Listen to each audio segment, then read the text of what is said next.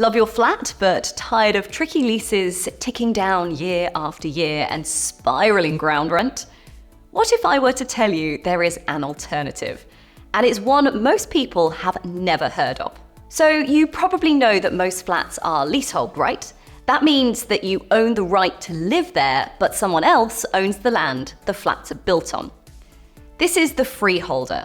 And if you live in a flat, you'll know all about paying them ground rent and having someone else set the rules. But there is a different way of buying a flat. One where you get to own the building, or at least a share of it. And the lease never runs out, because there isn't one. Before I get into that, if you're obsessed with all things property related, as I am, make sure you subscribe to this channel and sign up for Phil Spencer's newsletter. It's absolutely free and you'll get top advice, insider info, and all the latest property news delivered straight to your inbox.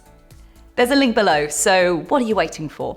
Now, let's get into this exciting new way of owning a flat. It's called Commonhold.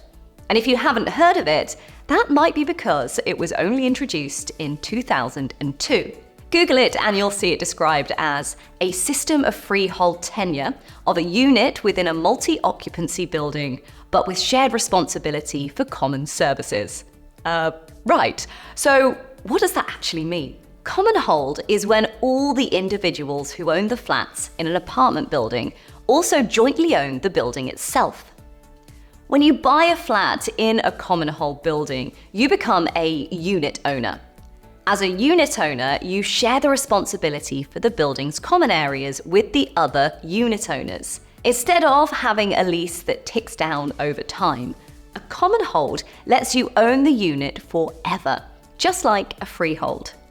The big difference with Commonhold is that you and the other owners form a Commonhold association that is responsible for the shared areas like the garden, hallways, roof, etc. Commonhold can be a breath of fresh air if you're tired of restrictive leases and/or distant freeholders. You get a say in what's happening in your building, plus you won't be paying ground rent either. However, Commonhold still isn't all that common. That means some lenders are a bit wary of lending on this type of home. And joint ownership obviously works best if everyone is on the same page. Things can get tricky if all the flat owners can't agree. And it's a responsibility.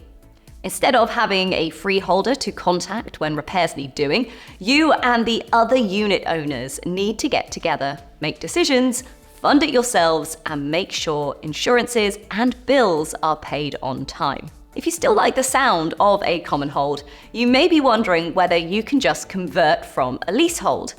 The answer is yes, but it's not simple. You'll need the majority of leaseholders in the building to work together. And of course, you need the freeholder's consent, which might just be the most challenging part.